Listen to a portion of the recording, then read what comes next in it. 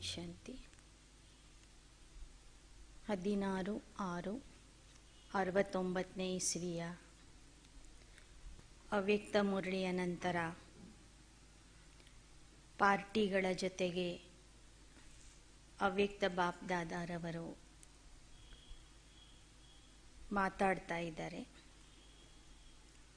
ನಿನ್ನೆ ದಿನ ಅದರಲ್ಲಿ ಒಂದು ಪಾಯಿಂಟ್ ಕೇಳಿದ್ವಿ. ಈ ಪಾಠಶಾಲೆಗೆ ನೀವು ಬರುವುದೇ ಮರುಜನ್ಮ ಪಡ್ಕೊಳ್ಳಿಕ್ಕಾಗಿ. ಮರುಜನ್ಮಧಾರಿ ಆಗುವುದು ಅಂದರೆ ಹಳೆ ದೇಹ, ಹಳೆ ಸಂಬಂಧದಿಂದ ಸಂಪೂರ್ಣ ನಿರ್ಲಿಪ್ತ ಆಗೋದು ಅಂತ ಬಾಬಾ ಹೇಳಿದರು. ಹಳೆ ಸ್ವಭಾವ ಸಂಸ್ಕಾರ ಅಂದರೆ ಅದು ಶೂದ್ರ ಜೀವನದ ಸ್ವಭಾವ ಸಂಸ್ಕಾರ. ಅದನ್ನು ನೀವು ಸಂಕಲ್ಪದಿಂದನೂ ಟಚ್ ಮಾಡಬಾರ್ದು.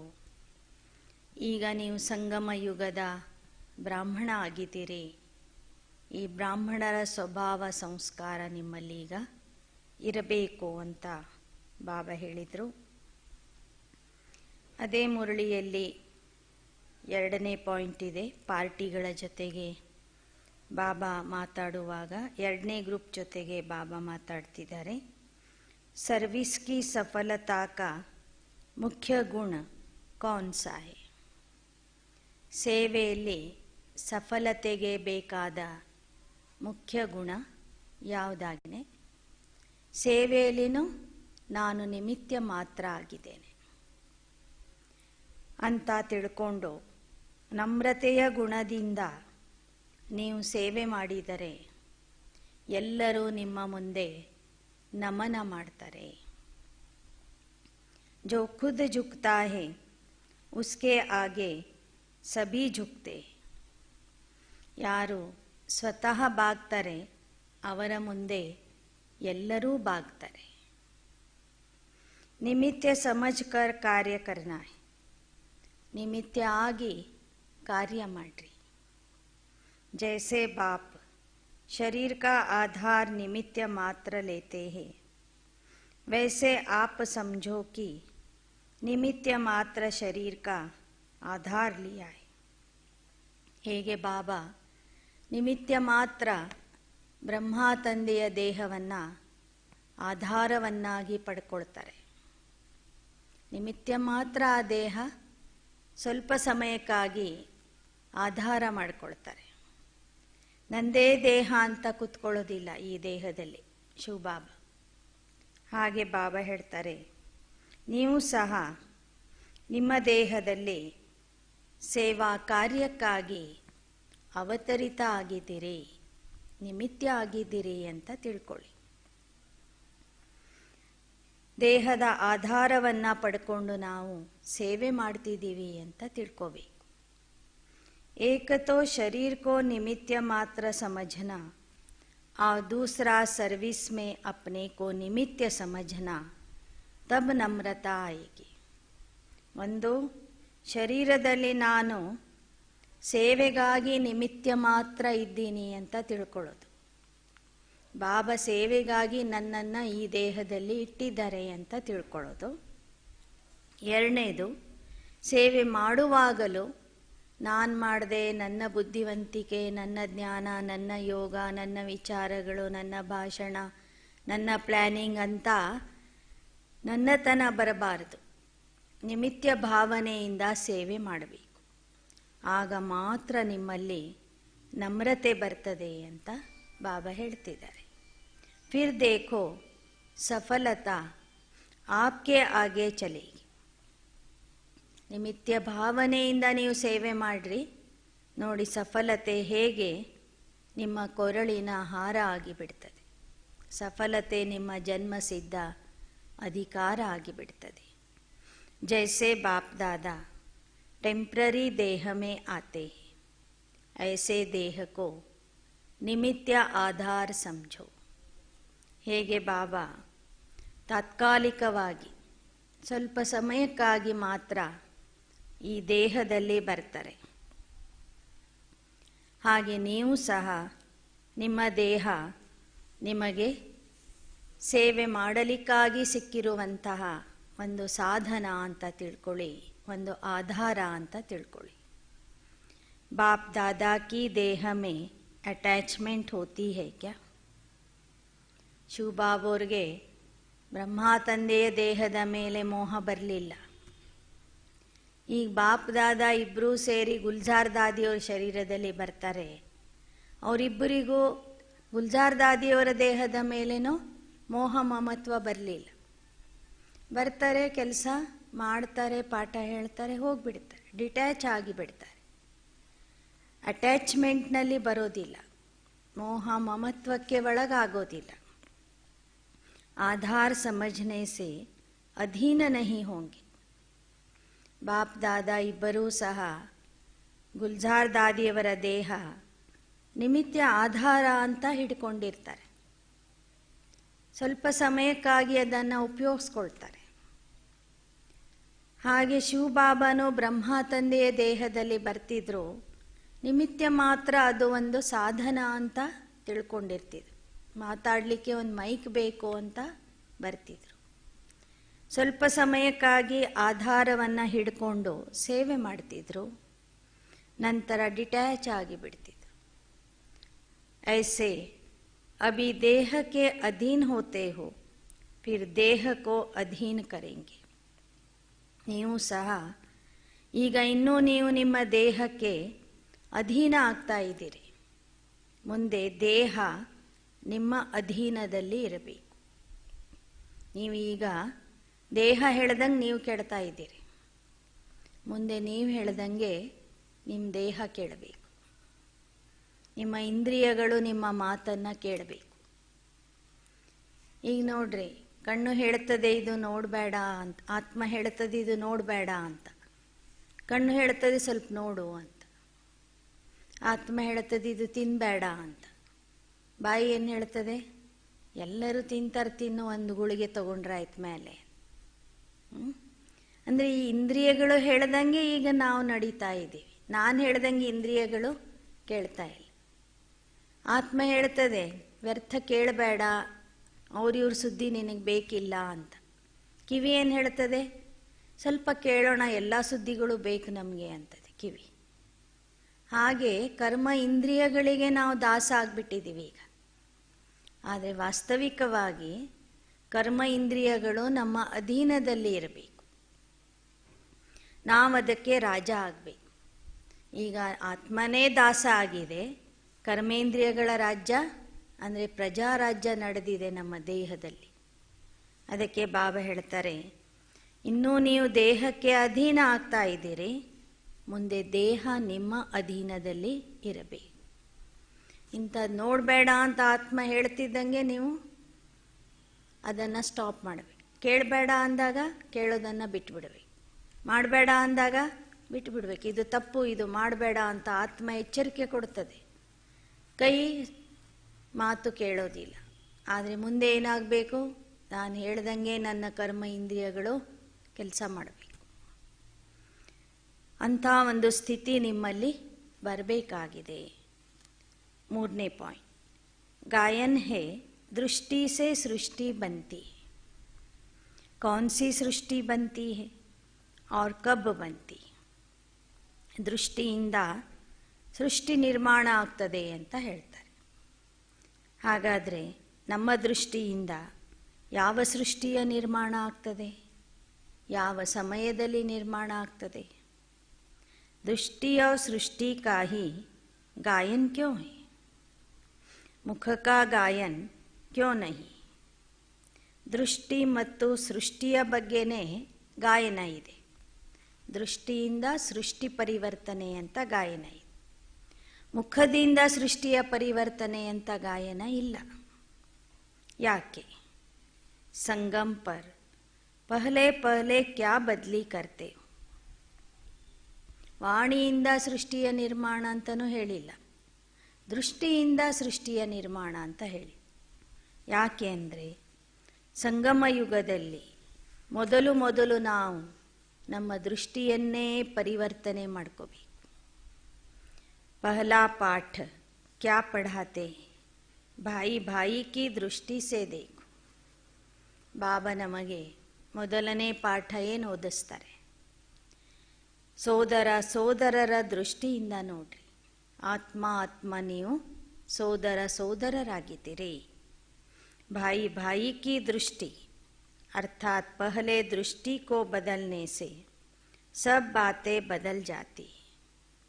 ಶಿವಬಾಬಾ ಸಂಗಮ ಯುಗದಲ್ಲಿ ಮೊದಲು ನಮ್ಮ ದೃಷ್ಟಿಯನ್ನು ಪರಿವರ್ತನೆ ಮಾಡಿಕೊಳ್ಳಿಕ್ಕೆ ಹೇಳ್ತಾರೆ.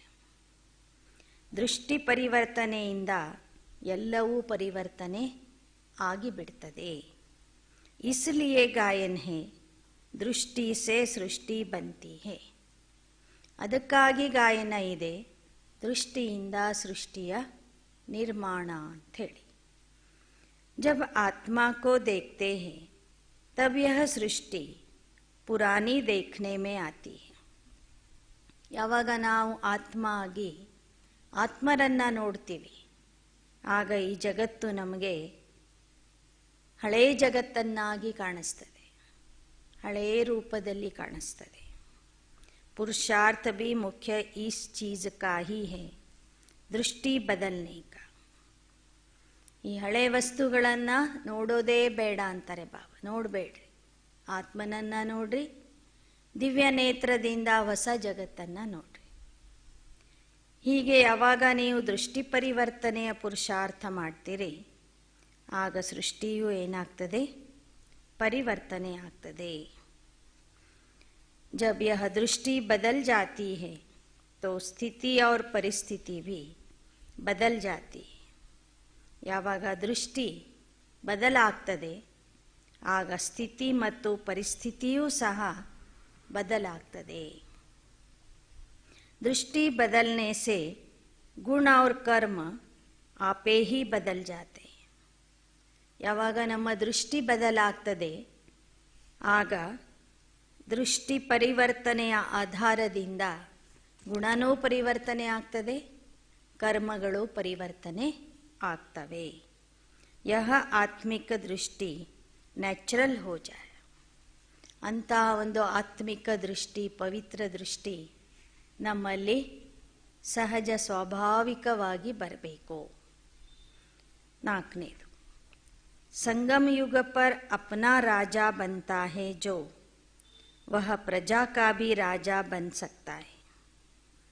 जो यहाँ अपना राजा नहीं वह वहाँ प्रजा का राजा भी नहीं बन सकता है. ಸಂಗಮ ಯುಗದಲ್ಲಿ ಯಾರು ಸ್ವರಾಜ್ಯ ಅಧಿಕಾರಿ ಆಗ್ತಾರೆ? ಸ್ವ ಅಂದರೆ ಆತ್ಮ. ಈ ಕರ್ಮ ಇಂದ್ರಿಯಗಳ ಪ್ರಜೆಗಳ ಮೇಲೆ ಯಾರು ಸ್ವತಃ ಆತ್ಮರಾಜ ಆಗ್ತಾರೆ, ಅವರು ಭವಿಷ್ಯದಲ್ಲಿ ಪ್ರಜೆಗಳನ್ನು ಆಳುವಂತಹ ರಾಜ್ಯ ಅಧಿಕಾರಿ ಆಗ್ತಾರೆ. ಅಲ್ಲಿಯೂ ಸಹ ಅವರು ರಾಜ ಆಗ್ತಾರೆ. ಯಾರು ಇಲ್ಲಿ ರಾಜ ಆಗಿರೋದಿಲ್ಲ, ಅವರು ಅಲ್ಲಿಯೂ ಸಹ ರಾಜ ಆಗೋದಿಲ್ಲ. संगम युग पर ही सभी संस्कारों का बीज पड़ता है. ಸಂಗಮ ಯುಗದಲ್ಲಿಯೇ ಎಲ್ಲ ಸಂಸ್ಕಾರಗಳ ಬೀಜ ಹಾಕಲ್ಪಡುತ್ತದೆ. ಬೀಜ ಹಾಕಿಕೊಳ್ಳೋದು ಸಂಗಮ ಯುಗದಲ್ಲಿ, ವೃಕ್ಷ ಹುಟ್ಟೋದು ಸತ್ಯಯುಗದಲ್ಲಿ. ರಾಜ ಆಗುವ ಸಂಸ್ಕಾರದ ಬೀಜ ಇಲ್ಲೇ ಹಾಕೋಬೇಕು. ನಾವು ನಮ್ಮಲ್ಲಿ ಅದನ್ನು ಧಾರಣೆ ಮಾಡ್ಕೋಬೇಕು. यहाँ के बीज के सिवाय भविष्य का वृक्ष पैदा हो नहीं सकता. ಇಲ್ಲಿ ರಾಜ ಆಗೋರು ಅಲ್ಲೂ ರಾಜ ಆಗ್ತಾರೆ. ಹಾಗಾದರೆ ರಾಜ ಆಗುವ ಸಂಸ್ಕಾರದ ಬೀಜ ಆತ್ಮದಲ್ಲಿ ಸಂಗಮ ಯುಗದಲ್ಲಿನೇ ನಾವು ಹಾಕೋಬೇಕು. ಆಗ ನಾವು ಭವಿಷ್ಯದಲ್ಲಿ ರಾಜ ಆಗ್ತೀವಿ. ಇಲ್ಲಿ ಬೀಜ ಹಾಕದೇನೆ ಭವಿಷ್ಯದ ವೃಕ್ಷ ಹುಟ್ಟೋದಿಲ್ಲ ಅಂತ ಹೇಳ್ತಾರೆ ಬಾಬಾ. यहाँ बीज न डालेंगे तो फूल कहाँ से निकलेगा. ಸಂಗಮ ಯುಗದಲ್ಲಿ ಬೀಜ ಹಾಕಬೇಕು, ಸತ್ಯಯುಗದಲ್ಲಿ ಫಲಪುಷ್ಪಗಳನ್ನು ಪಡ್ಕೋಬೇಕು. ಬೀಜನೇ ಹಾಕಿಲ್ಲ ಅಂದರೆ ಫಲ ಹೇಗೆ ಸಿಗ್ತದೆ? ಹೂಗಳು ಹೆಂಗೆ ಸಿಗ್ತವೆ? ವೃಕ್ಷ ಹೇಗೆ ಹುಟ್ಕೊಳ್ತದೆ? यहाँ अपना राजा बनने से क्या होगा. ಇಲ್ಲಿ ರಾಜ ಆಗೋದ್ರಿಂದ ಏನಾಗ್ತದೆ? अपने को अधिकारी समझेंगे। अधिकारी बनने के लिए उदार चित्त का विशेष गुण चाहिए। ರಾಜ ಆಗೋದಂದ್ರೆ ಏನು? ಅಧಿಕಾರಿ ಆಗೋದು. ಅಧಿಕಾರಿಯಾಗಿ ಕೆಲಸ ಮಾಡೋದು, ಪುರುಷಾರ್ಥ ಮಾಡೋದು. ನಾನು ಸ್ವರಾಜ್ಯ ಅಧಿಕಾರಿ ಆತ್ಮ, ಸ್ವರ್ಗದ ಅಧಿಕಾರಿ ಆತ್ಮ, ಪರಮಾತ್ಮನ ಖಜಾನೆಗೆ ಅಧಿಕಾರಿ ಆತ್ಮ, ಕರ್ಮ ಇಂದ್ರಿಯಗಳಿಗೆ ಅಧಿಕಾರಿ ಆತ್ಮ ಅನ್ನೋದನ್ನು ನೆನ್ಪಿಟ್ಕೊಂಡು ಪ್ರತಿಯೊಂದು ಕೆಲಸ ಮಾಡೋದು. ಯಾರು ಅಧಿಕಾರಿಯಾಗಿರ್ತಾರೆ ಅವರಲ್ಲಿ ಉದಾರತೆ ಬರ್ತದೆ. ಉದಾರತೆಯ ಗುಣ ಇದ್ದರೆ ಮಾತ್ರ ಅವರಿಗೆ ಅಧಿಕಾರಿ ಅಂತ ಹೇಳ್ಬೋದು. ರಾಜನ ಗುಣ ಏನಿರ್ತದೆ? ಉದಾರತೆ ಇರ್ತದೆ ರಾಜನಲ್ಲಿ. ಅಧಿಕಾರಿ ಆಗೋದಕ್ಕಾಗಿ उदार चित्त ಆಗಬೇಕು. जितना उदार चित्त होंगे उतना अधिकारी बनेंगे. ಎಷ್ಟೆಷ್ಟು ನೀವು ಉದಾರ ಚಿತ್ತ ಆಗ್ತೀರಿ ಅಷ್ಟೇ ನೀವು ಅಧಿಕಾರಿ ಆಗ್ತೀರಿ. 5ನೇ ಪಾಯಿಂಟ್, ब्राह्मणों का मुख्य कर्तव्य है पढ़ना और पढ़ाना. ಬ್ರಾಹ್ಮಣರ ಮುಖ್ಯ ಕರ್ತವ್ಯ ಆಗಿದೆ ಓದುವುದು ಮತ್ತು ಓದಿಸುವುದು. इसमें बिजी रहेंगे तो और बातों में बुद्धि नहीं जाएगी. ಎಷ್ಟೆಷ್ಟು ನೀವು ಓದುವ ಮತ್ತು ಓದಿಸುವ ಕಾರ್ಯದಲ್ಲಿ ಬಿಜಿ ಆಗ್ತೀರಿ ಅಷ್ಟು ನಿಮ್ಮ ಬುದ್ಧಿ ವ್ಯರ್ಥದ ಕಡೆಗೆ ಹೋಗೋದಿಲ್ಲ. ಬೇರೆ ವಿಷಯದಲ್ಲಿ ನಿಮ್ಮ ಬುದ್ಧಿ ಹೋಗೋದಿಲ್ಲ. तो अपने को पढ़ने और पढ़ाने में बिजी रखो. ಅದಕ್ಕಾಗಿ ಬಾಬಾ ಹೇಳ್ತಾರೆ, ನಿಮಗೆ ನೀವು ಓದುವ ಮತ್ತು ಓದಿಸುವುದರಲ್ಲಿ ಬಿಜಿ ಮಾಡ್ಕೊಳ್ಳಿ, ವ್ಯಸ್ತ ಮಾಡ್ಕೊಳ್ರಿ. बाप दादा ने सुनाया है कि मन की वृत्ति और अव्यक्त दृष्टि से सर्विस कर सकते हो. ಬಾಪ್ ದಾದಾರವರು ಈಗಾಗಲೇ ಮಕ್ಕಳಿಗೆ ತಿಳಿಸಿಕೊಟ್ಟಿದ್ದಾರೆ, ಮನಸ್ಸಿನ ವೃತ್ತಿಯಿಂದ ಮತ್ತು ಅವ್ಯಕ್ತ ದೃಷ್ಟಿಯಿಂದ ನೀವು ಸಾಕಷ್ಟು ಸೇವೆ ಮಾಡಬಹುದು. ಮಾತಾಡುವ ಅವಶ್ಯಕತೆಯೇ ಇಲ್ಲ, ಮನಸಾ ಸೇವೆ ಮಾಡಬಹುದು. ಅವ್ಯಕ್ತ ದೃಷ್ಟಿಯಿಂದ ಸೇವೆ ಮಾಡಬಹುದು. ವೃತ್ತಿ ಅಂದರೆ ಸಂಕಲ್ಪ, ಸಂಕಲ್ಪದಿಂದ ಸೇವೆ ಮಾಡಬಹುದು, ಅವ್ಯಕ್ತ ದೃಷ್ಟಿಯಿಂದ ಸೇವೆ ಮಾಡಬಹುದು. अपनी वृत्ति दृष्टि से सर्विस करने में कोई बंधन नहीं. ನಿಮ್ಮದೇ ಆದಂತಹ ಶ್ರೇಷ್ಠ ಸಂಕಲ್ಪಗಳಿಂದ ಮತ್ತು ಅವ್ಯಕ್ತ ದೃಷ್ಟಿಯಿಂದ ಸೇವೆ ಮಾಡಲಿಕ್ಕೆ ನಿಮಗೆ ಯಾರ ಪರ್ಮಿಷನ್ನೂ ಬೇಕಿಲ್ಲ. ಯಾರು ನಿಮಗೆ ಬಂಧನನೂ ಮಾಡೋದಿಲ್ಲ. ಸ್ಥೂಲ ಸೇವೆ ಮಾಡಲಿಕ್ಕೆ ಒಬ್ಬರ ಅನುಮತಿ ಬೇಕು ನಮಗೆ.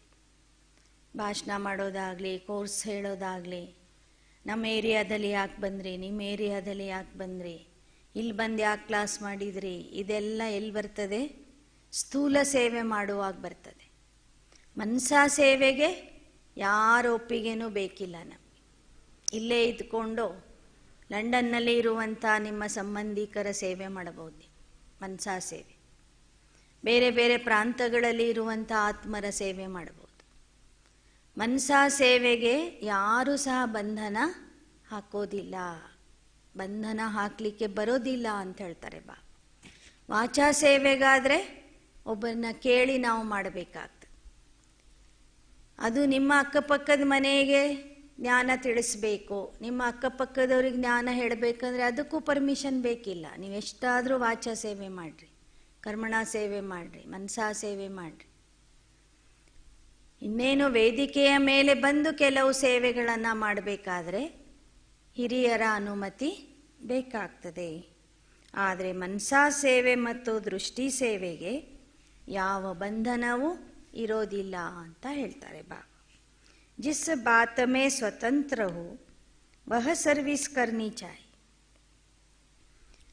ಯಾವ ಸೇವೆಗೆ ನೀವು ಸ್ವತಂತ್ರ ಇದ್ದೀರಿ, ಯಾವ ಸೇವೆ ಮಾಡಲಿಕ್ಕೆ ನಿಮಗೆ ಪೂರ್ಣ ಸ್ವಾತಂತ್ರ್ಯ ಇದೆ, ಆ ಸೇವೆಯನ್ನು ನೀವು ಸಾಕಷ್ಟು ಮಾಡಿರಿ ಅಂತ ಹೇಳ್ತಾರೆ. ಯೋಗ ಮಾಡಲಿಕ್ಕೆ ಯಾರಾದರೂ ನಿಮ್ಗೆ ಬೇಡ ಅಂತ ಹೇಳ್ತಾರಾ? ಮನಸಾ ಸೇವೆ ಮಾಡಲಿಕ್ಕೆ ಯಾರಾದರೂ ಬೇಡ ಅಂತಾರಾ? ಅವ್ಯಕ್ತ ದೃಷ್ಟಿಯಿಂದ ಸೇವೆ ಮಾಡಲಿಕ್ಕೆ ಬೇಡ ಅಂತಾರಾ? ಇಲ್ಲ. ನೀವು ಎಲ್ಲಿಂದೋ ಎಲ್ಲಿಗೆ ಹೋಗಿ ಒಬ್ಬರಿಗೆ ಕೋರ್ಸ್ ಕೊಡ್ತೀನಂದರೆ ಬೇಡ ಅಂತಾರೆ. ಆ ಏರಿಯಾದವ್ರು ಮಾಡ್ಕೊಳ್ಳಿ, ಆ ಸೇವಾ ಕೇಂದ್ರದವ್ರು ಮಾಡ್ಕೊಳ್ಳಿ ಅಂತಾರೆ. ಆದರೆ ಮನಸಾ ಸೇವೆ ಮತ್ತು ದೃಷ್ಟಿ ಸೇವೆಗೆ ಯಾರ ಬಂಧನವೂ ಇರೋದಿಲ್ಲ ಅಂತ ಬಾಬಾ ವಿಶೇಷವಾಗಿ ಹೇಳ್ತಾ ಇದ್ದಾರೆ. ಇವತ್ತು ಈ ಮುರಳಿ ಇಲ್ಲಿಗೆ ಮುಗೀತು. ನಾಳೆ ದಿನ ನಾವು 26/6/69 ಇಸ್ವಿಯ ಅವ್ಯಕ್ತ ಮಹಾವಾಕ್ಯಗಳನ್ನು ಕೇಳೋಣ. ಇವತ್ತು ವಿಶೇಷವಾಗಿ ಬಾಬಾ 4 ಪಾಯಿಂಟ್ಸ್ಗಳನ್ನು ಹೇಳಿದರು. ಮೊದಲನೇದು ಬಾಬಾ ಹೇಳಿದರು, ಸೇವೆಯಲ್ಲಿ ಸಫಲತೆ ಬೇಕು ಅಂದರೆ ನಮ್ರತೆಯ ಗುಣ ಬೇಕು ಅಂತ ಹೇಳಿದರು. ನೀವು ಬಾಗಿದರೆ ಜನ ನಿಮ್ಮ ಮುಂದೆ ಬಾಗ್ತಾರೆ. ಇವತ್ತು ಬಾಗ್ತಾರೆ. ಸತ್ಯತ್ರೇತಾಯುಗದಲ್ಲೂ ನಿಮ್ಮ ಪ್ರಜೆಗಳು ನಿಮ್ಮ ಮುಂದೆ ಬಾಗ್ತಾರೆ. ದ್ವಾಪರ ಕಲಿಯುಗದಲ್ಲಿ ನಿಮ್ಮ ಭಕ್ತರು ನಿಮ್ಮ ಮುಂದೆ ಬಾಗ್ತಾರೆ. ಇವತ್ತು ನೀವು ನಮ್ದ ನಡ್ಕೊಂಡ್ರೆ ಈ ದೈವಿ ಪರಿವಾರ ನಿಮ್ಮ ಮುಂದೆ ಬಾಗ್ತದೆ. ಆ ನಮ್ರತೆ ನಿಮ್ಮಲ್ಲಿ ಬರಬೇಕಾದ್ರೆ ನಿಮಿತ್ಯ ಭಾವನೆಯಿಂದ ಸೇವೆ ಮಾಡ್ರಿ. 2 ಪ್ರಕಾರದ ನಿಮಿತ್ಯ ಭಾವನೆ ಬಾಬಾ ಹೇಳಿ. ಒಂದು, ನೀವು ದೇಹದಲ್ಲಿ ನಿಮಿತ್ಯ ಮಾತ್ರ ಇದ್ದೀರಿ, ದೇಹದ ಆಧಾರ ಪಡ್ಕೊಂಡು ಸೇವೆ ಮಾಡ್ತಿದ್ದೀರಿ.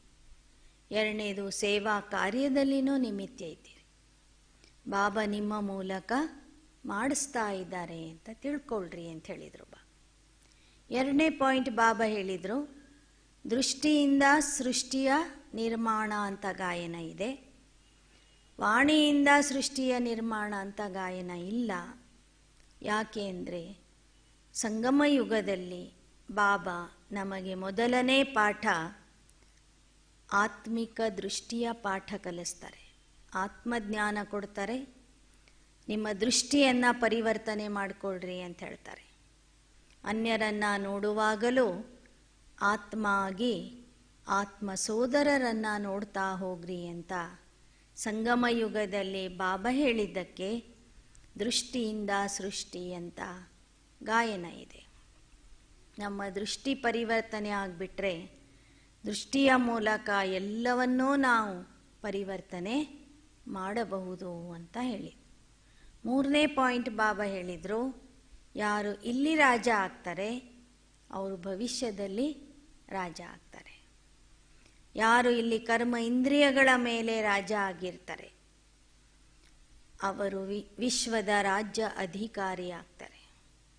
ಯಾರು ಇಲ್ಲಿ ದೇಹ ಮತ್ತು ಕರ್ಮ ಇಂದ್ರಿಯಗಳಿಗೆ ಅಧೀನ ಆಗ್ತಾರೆ ಅವರಲ್ಲಿ ರಾಜ ಆಗೋದಿಲ್ಲ. ಅದಕ್ಕೆ ನೀವು ದೇಹಕ್ಕೆ ಅಧಿಕಾರಿ ಆಗಬೇಕು ವಿನಃ ಅಧೀನ ಆಗಬಾರ್ದು ಅಂತ ಬಾಬಾ ಹೇಳಿ.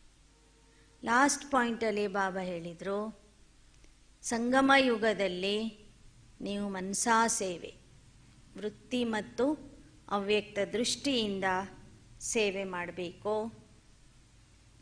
ಸಂಗಮ ಯುಗದ ನಿಮ್ಮ ಮುಖ್ಯ ಕರ್ತವ್ಯ ಆಗಿದೆ ಓದುವುದು ಮತ್ತು ಓದಿಸುವುದು. ಎಷ್ಟೆಷ್ಟು ಓದೋದು ಮತ್ತು ಓದಿಸೋದ್ರಲ್ಲಿ ನೀವು ಬ್ಯುಸಿ ಆಗ್ತೀರಿ ಅಷ್ಟು ನಿಮ್ಮ ಮನಸ್ಸು ಬುದ್ಧಿ ವ್ಯರ್ಥದಿಂದ ಮುಕ್ತ ಆಗ್ತದೆ. ನಿಮ್ಮ ಮನಸಾಶಕ್ತಿ ಪವರ್ಫುಲ್ ಆಗ್ತದೆ, ದೃಷ್ಟಿಯಲ್ಲಿ ಶಕ್ತಿ ಬರ್ತದೆ. ಆಗ ಮನಸ್ಸಿನ ಮೂಲಕ ದೃಷ್ಟಿಯ ಮೂಲಕ ಸಾಕಷ್ಟು ಸೇವೆ ನೀವು ಮಾಡಬಹುದು. ಅದಕ್ಕೆ ಯಾರೂ ಸಹ ನಿಮಗೆ ಅಡ್ಡಿ ಬರೋದಿಲ್ಲ, ಬಂಧನ ಮಾಡೋದಿಲ್ಲ. ಯಾರ ಅನುಮತಿನೂ ನಮಗೆ ಬೇಕಿಲ್ಲ.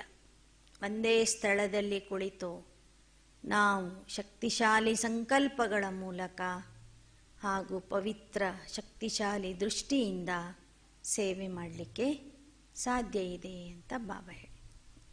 ಓಂ ಶಾಂತಿ.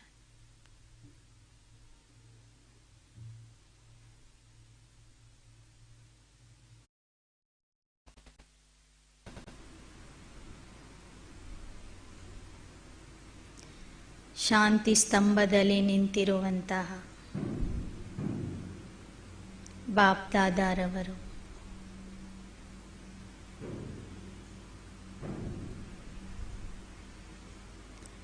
ತಮ್ಮ ದೃಷ್ಟಿಯ ಮೂಲಕ ನನಗೆ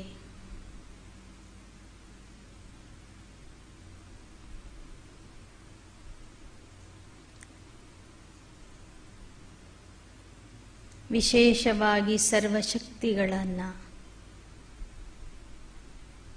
ಕೊಡುತ್ತಿದ್ದಾರೆ.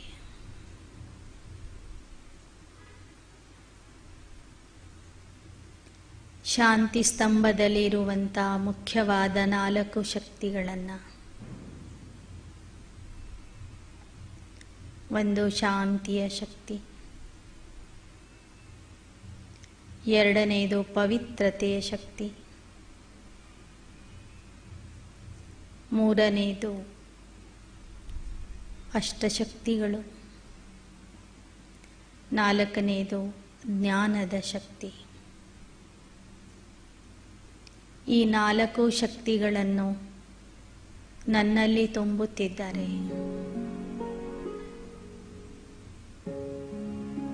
ನನ್ನ ಕೈ ಹಿಡಿದು ಶಾಂತಿ ಸ್ತಂಭದ ಸುತ್ತಲೂ ಪ್ರದಕ್ಷಿಣೆ ಹಾಕುತ್ತಿದ್ದಾರೆ.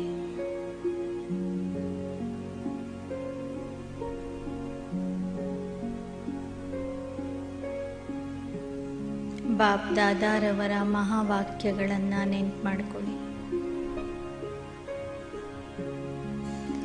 ಮಕ್ಕಳೇ, ಯಾವಾಗ ನಿಮಗೆ ಶಕ್ತಿಯ ಅವಶ್ಯಕತೆ ಇರ್ತದೆ,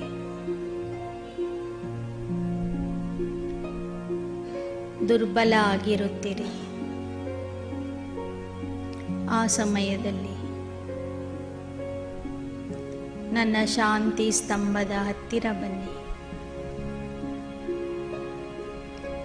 ಹಾಗೂ ಸರ್ವಶಕ್ತಿಗಳನ್ನು ನಿಮ್ಮಲ್ಲಿ ತುಂಬಿಕೊಳ್ಳಿರಿ. ಮಾಸ್ಟರ್ ಸರ್ವಶಕ್ತಿವಾನ್ ಸ್ಥಿತಿಯ ಅನುಭವ ಮಾಡಿರಿ ಎಂಬ ಬಾಪ್ ದಾದಾರವರ ಮಹಾವಾಕ್ಯದಂತೆ ನಾನು ಇವತ್ತು ತಂದೆಯ ಸನ್ಮುಖದಲ್ಲಿಯೇ ನಿಂತು ಅವರ ದೃಷ್ಟಿಯ ಮೂಲಕ ಸರ್ವಶಕ್ತಿಗಳನ್ನು ಸ್ವೀಕರಿಸುತ್ತಿದ್ದೇನೆ.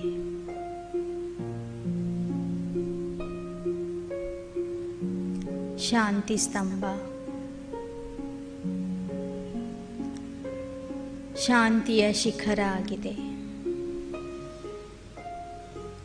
ಪವಿತ್ರತೆಯ ಶಿಖರ ಆಗಿದೆ, ಶಕ್ತಿಯ ಶಿಖರ ಆಗಿದೆ, ಜ್ಞಾನದ ಶಿಖರ ಆಗಿದೆ.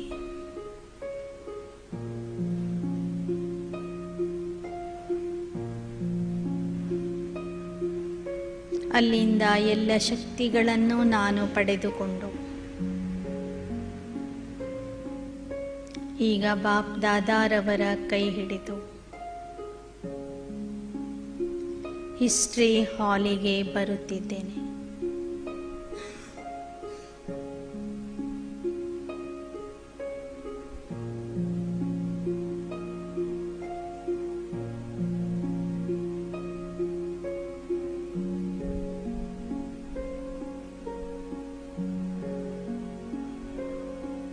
ಹಿಸ್ಟ್ರಿ ಹಾಲಲ್ಲಿ ಪ್ರವೇಶ ಮಾಡುತ್ತಿದ್ದಂತೆ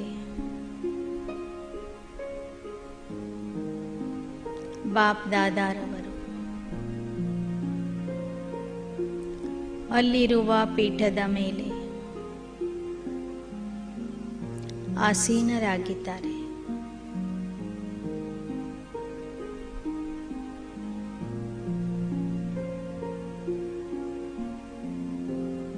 ನಾನು ಅವರ ಮುಂದೆ ಪ್ರೀತಿಯ ಮಗುವಾಗಿ, ಪ್ರೀತಿಯ ವಿದ್ಯಾರ್ಥಿಯಾಗಿ ಕುಳಿತಿದ್ದೇನೆ.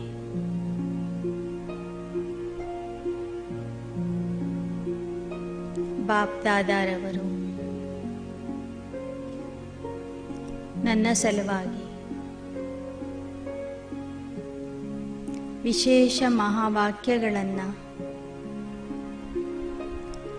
ನುಡಿಸುತ್ತಿದ್ದಾರೆ.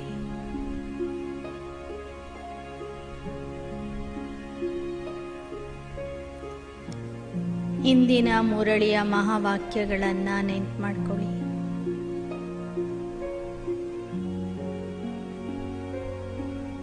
ಬಾಪ್ ದಾದಾರವರು ಹಿಸ್ಟ್ರಿ ಹಾಲಲ್ಲಿ ಕುಳಿತು ಪ್ರತ್ಯಕ್ಷವಾಗಿ ಆ ಮಹಾವಾಕ್ಯಗಳನ್ನು ನುಡಿಸುತ್ತಿದ್ದಾರೆ. ನಾನು ಅದನ್ನು ಪ್ರೀತಿಯಿಂದ ಆಲಿಸುತ್ತಿದ್ದೇನೆ. ಒಂದೊಂದು ವಾಕ್ಯವನ್ನು ಸಹ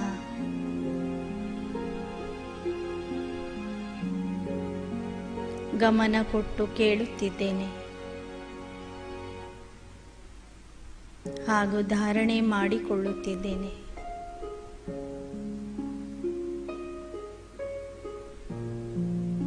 ಈಗ ಬಾಪ್ ದಾದಾರವರು ಮುರಳಿ ನುಡಿಸುವುದನ್ನು ನಿಲ್ಲಿಸಿ ನನಗೆ ವಿಶೇಷವಾದ ನೆನಪು ಪ್ರೀತಿಯನ್ನು ತಿಳಿಸುತ್ತಾ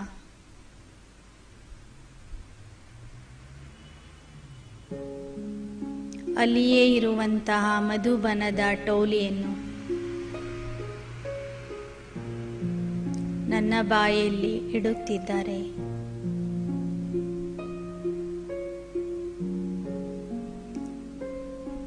ಸ್ವತಃ ಪರಮಾತ್ಮ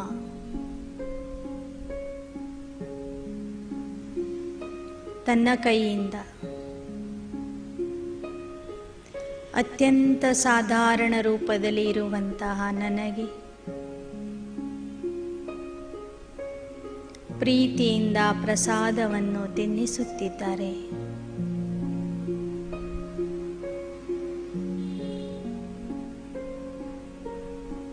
ಈಗ ಬಾಪ್ ದಾದಾರವರು ಆ ಗದ್ದುಗೆಯಿಂದ ಎದ್ದು ನನ್ನ ಕೈ ಹಿಡಿದು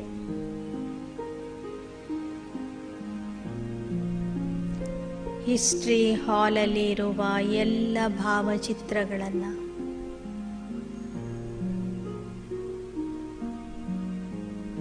ನಿರಾಕಾರನ ಸಾಕಾರ ಚರಿತ್ರೆಯನ್ನು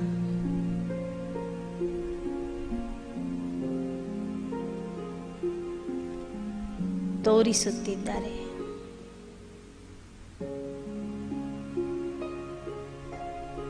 ಸ್ವತಃ ಪರಮಾತ್ಮ ಸಾಕಾರದಲ್ಲಿ ಬಂದು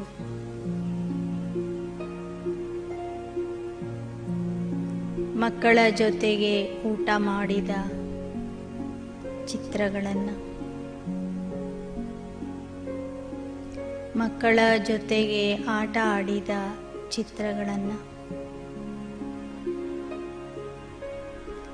ಮಕ್ಕಳಿಗೆ ಪಾಠ ಹೇಳುತ್ತಿರುವಂತಹ ಚಿತ್ರಗಳನ್ನು, ಪ್ರೀತಿಯಿಂದ ಎಲ್ಲ ಮಕ್ಕಳಿಗೆ ಟೋಲಿ ಹಂಚುತ್ತಿರುವ ಚಿತ್ರಗಳನ್ನು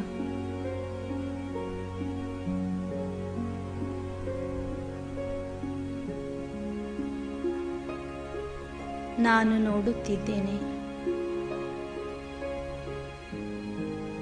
ಆ ಚಿತ್ರಗಳನ್ನು ನೋಡುತ್ತಾ ನೋಡುತ್ತಾ ನಿರಾಕಾರ ತಂದೆ ಸಾಕಾರದಲ್ಲಿ ನನ್ನ ಜೊತೆಗೇ ಇದ್ದಾರೆ ಎಂಬ ಅನುಭವ ನಾನು ಮಾಡುತ್ತಿದ್ದೇನೆ.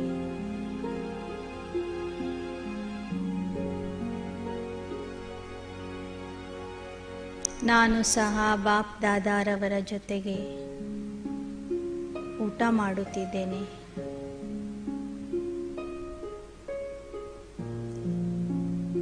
ಯಜ್ಞ ಸೇವೆ ಮಾಡುತ್ತಿದ್ದೇನೆ,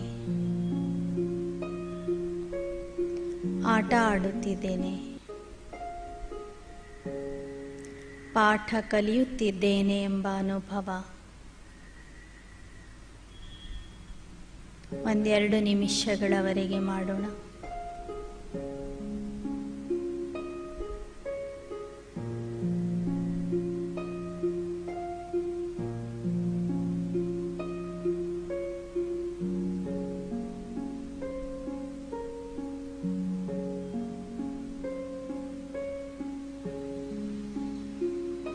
ಬಾಪ್ ದಾದಾರವರ ಮಹಾವಾಕ್ಯಗಳನ್ನು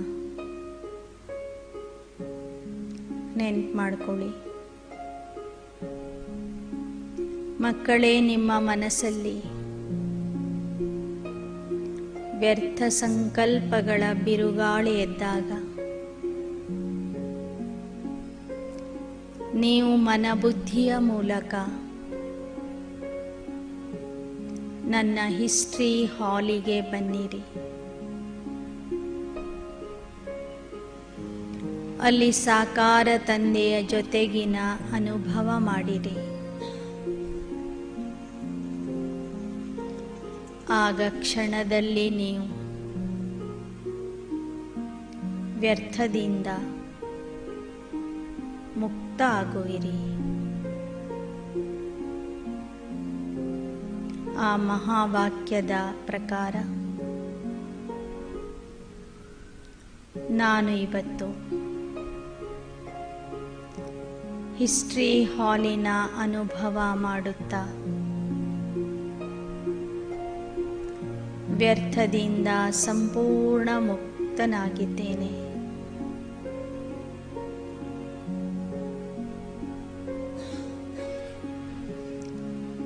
ಸಮರ್ಥ ಸಂಕಲ್ಪ ಮಾಡುವಂತಹ ಸಮರ್ಥ ಆತ್ಮ ಆಗಿದ್ದೇನೆ.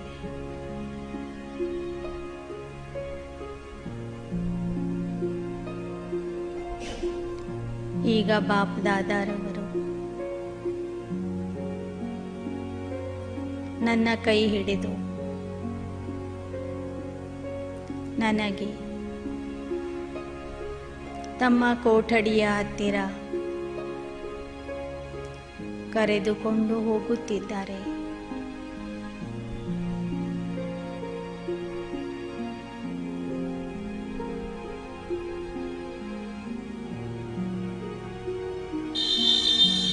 ನಾನು ಮತ್ತು ಬಾಪ್ ದಾದಾ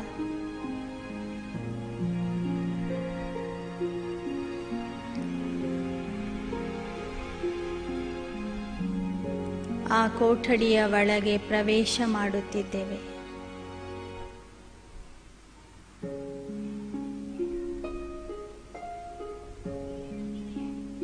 ಕೋಠಡಿಯ ಒಳಗೆ ಪ್ರವೇಶ ಮಾಡುತ್ತಿದ್ದಂತೆ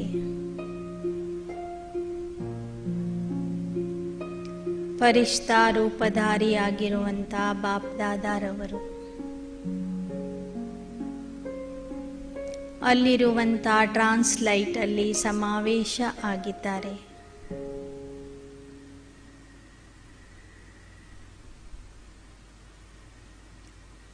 ನಾನು ಫರಿಷ್ಠಾ ರೂಪಧಾರಿ ಆತ್ಮ ಬಾಪ್ ದಾದಾರವರ ಸನ್ಮುಖದಲ್ಲಿ ಕುಳಿತಿದ್ದೇನೆ.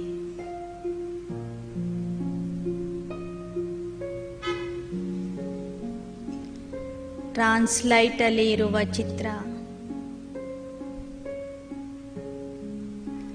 ಈಗ ನನಗೆ ಚೈತನ್ಯ ರೂಪದಲ್ಲಿ ಕಾಣುತ್ತಿದೆ.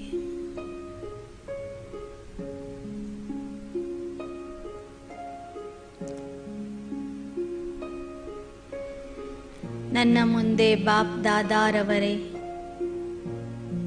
ಚೈತನ್ಯ ರೂಪದಲ್ಲಿ ಪ್ರತ್ಯಕ್ಷವಾಗಿದ್ದಾರೆ.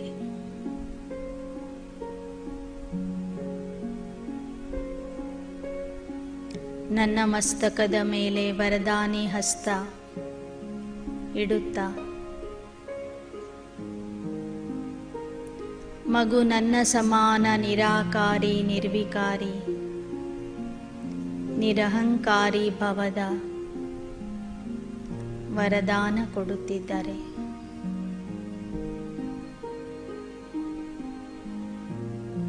ಬಾಪ್ ದಾದಾರವರ ಮಹಾವಾಕ್ಯ ನೆನ್ಪು ಮಾಡ್ಕೊಳ್ಳಿ. ಮಕ್ಕಳೇ, ನನ್ನ ಸಮಾನ ಸ್ಥಿತಿಯ ಅನುಭವ ಬೇಕು ಅಂದರೆ ಪಾಂಡವ ಭವನದಲ್ಲಿ ಇರುವಂತಹ ನನ್ನ ಕೋಣೆಗೆ ಬನ್ನಿರಿ.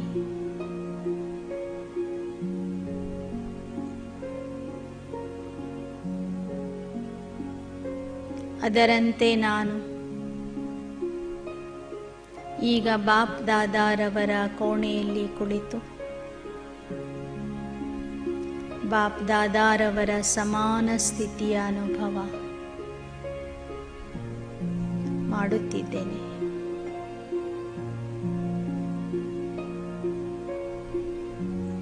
ತಂದೆಯ ಸಮಾನ ಸಂಪೂರ್ಣ ನಿರ್ವಿಕಾರಿ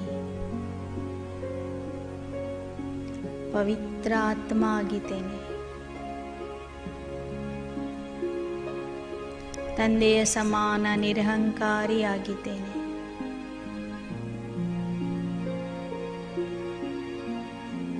ದೇಹವನ್ನು ಮರೆತು ತಂದೆಯ ಸಮಾನ ನಿರಾಕಾರಿ ಆತ್ಮ ಆಗಿದ್ದೇನೆ.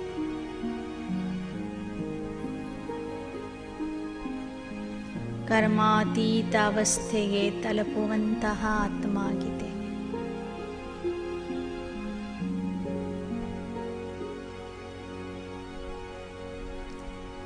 ಒಂದು ನಿಮಿಷ ತಂದೆಯ ವರದಾನಿ ಹಸ್ತಗಳನ್ನು ತಮ್ಮ ತಲೆಯ ಮೇಲೆ ಇವೆ ಎಂದು ಅನುಭವ ಮಾಡ್ರಿ.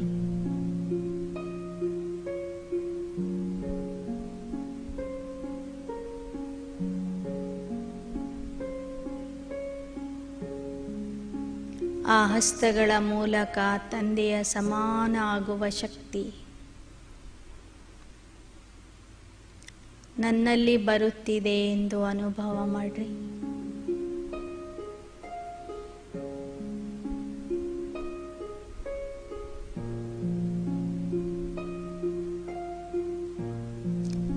ಈಗ ಬಾಪ್ ದಾದಾರವರು ನನ್ನ ಕೈ ಹಿಡಿದು ಅಲ್ಲಿಯೇ ಸಮೀಪದಲ್ಲಿರುವ ಕುಟೀರಕ್ಕೆ ಕರೆದುಕೊಂಡು ಹೋಗುತ್ತಿದ್ದಾರೆ.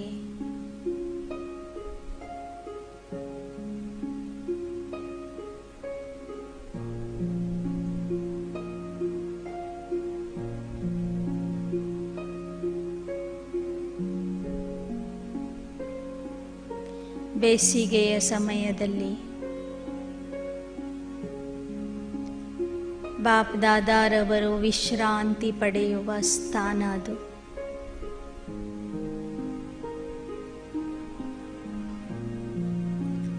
ಆ ವಿಶ್ರಾಂತಿಯ ಧಾಮಕ್ಕೆ ನಾವು ಹೋಗುತ್ತಿದ್ದೇವೆ.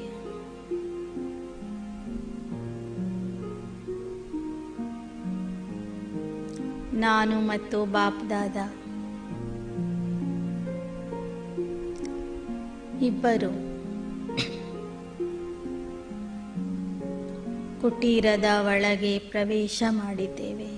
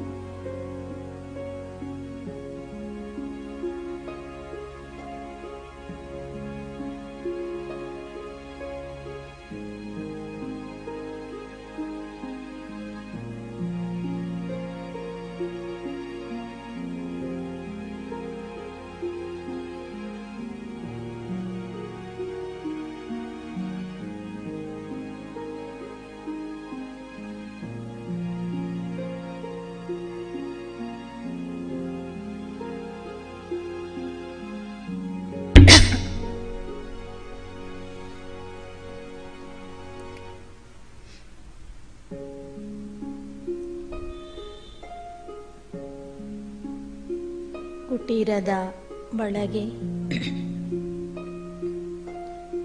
ಪ್ರವೇಶ ಮಾಡುತ್ತಿದ್ದಂತೆ ಬಾಪ್ ದಾದಾರವರು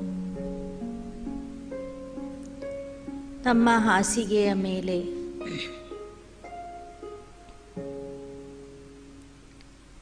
ವಿಶ್ರಾಂತಿಯ ಭಂಗಿಯಲ್ಲಿ ಕುಳಿತಿದ್ದಾರೆ.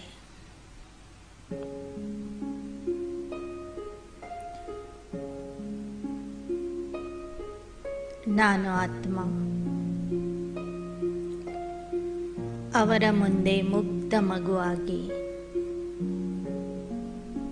ಕುಳಿತಿದ್ದೇನೆ.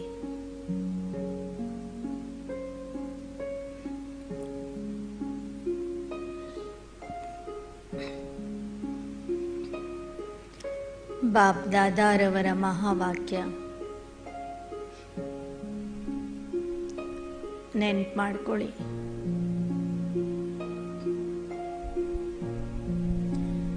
ಮಕ್ಕಳೇ, ನಿಮ್ಮ ಮನಸ್ಸಿನ ಮಾತುಗಳನ್ನು ಹೇಳಿಕೊಳ್ಳುವುದಾದರೆ, ನಿಮ್ಮ ಮನಸ್ಸನ್ನು ಹಗುರ ಮಾಡಿಕೊಳ್ಳುವುದಾದರೆ ನನ್ನ ಕುಟೀರಕ್ಕೆ ಬನ್ನಿರಿ.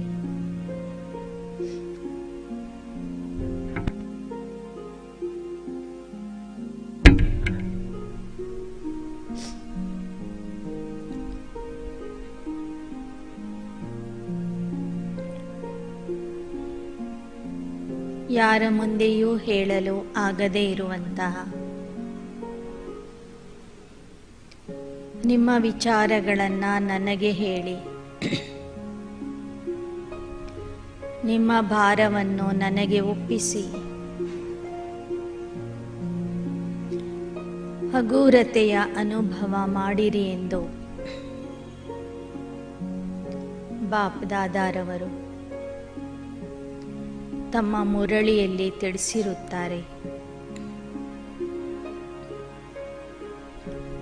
ಅದರಂತೆ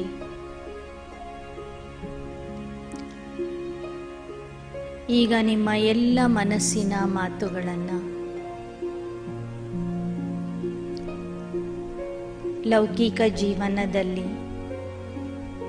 ಮಾಡಿರುವ ತಪ್ಪುಗಳನ್ನು ಹಾಗೆ ಅಲೌಕಿಕ ಜೀವನದಲ್ಲಿ ಬಂದ ನಂತರ ಮಾಡಿದ ತಪ್ಪುಗಳನ್ನು ಮುಕ್ತ ಮನಸ್ಸಿನಿಂದ ತಂದೆಯ ಹತ್ತಿರ ಹೇಳಿಕೊಳ್ಳಿರಿ. ಒಂದೆರಡು ನಿಮಿಷ ಎಲ್ಲ ವಿಚಾರಗಳನ್ನು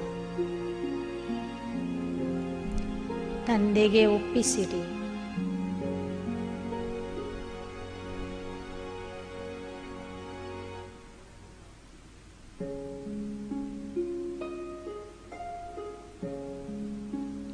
ತಂದೆಯಿಂದ ಕ್ಷಮಾ ಯಾಚನೆ ಮಾಡಿರಿ.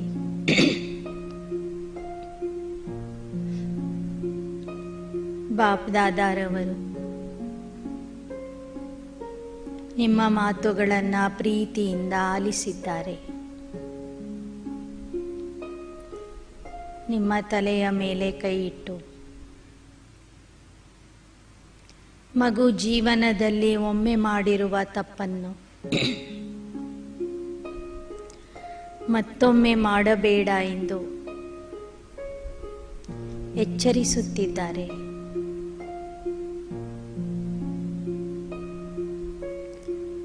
ಅದನ್ನು ಪ್ರೀತಿಯಿಂದ ಸ್ವೀಕರಿಸುತ್ತಾ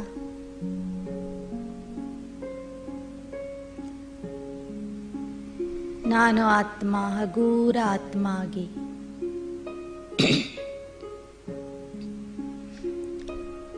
ಬಾಪ್ ದಾದಾರವರಿಗೆ ಧನ್ಯವಾದಗಳನ್ನು ಅರ್ಪಿಸಿ ಫರಿಷ್ಠಾ ರೂಪಧಾರಿಯಾಗಿ ಅಲ್ಲಿಂದ ಹಾರುತ್ತಾ ಹಾರುತ್ತಾ ನನ್ನ ಸಾಕಾರ ದೇಹದ ಕಡೆಗೆ ಬರುತ್ತಿದ್ದೇನೆ.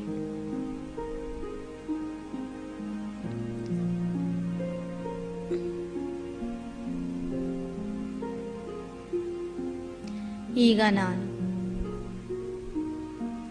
ಈ ದೇಹದಲ್ಲಿರುವ ಶಕ್ತಿಶಾಲಿ ಆತ್ಮ, ವ್ಯರ್ಥದಿಂದ ಮುಕ್ತ ಆಗಿರುವಂಥ ಆತ್ಮ, ತಂದೆಯ ಸಮಾನ ಸ್ಥಿತಿಯ ಅನುಭವ ಮಾಡಿ ಬಂದಂತಹ ತಂದೆಯ ಸಮಾನ ಆತ್ಮ, ನನ್ನ ಎಲ್ಲ ತಪ್ಪು ಒಪ್ಪುಗಳನ್ನು ತಂದೆಗೆ ಒಪ್ಪಿಸಿ ಬಂದಂತಹ ಹಗೂರ ಆತ್ಮ ಆಗಿದ್ದೇನೆ. ನಾನು ಶಕ್ತಿಶಾಲಿ ಆತ್ಮ ಆಗಿದ್ದೇನೆ. 4 ಧಾಮಗಳ ಯಾತ್ರೆ ಮುಗಿಸಿ ಬಂದಂತಹ ಸಂಪೂರ್ಣ ಪವಿತ್ರ ಆತ್ಮ, ಪುಣ್ಯಾತ್ಮ, ಮಹಾನ್ ಆತ್ಮ ಆಗಿದ್ದೇನೆ. ಓಂ ಶಾಂತಿ ಶಾಂತಿ ಶಾಂತಿ.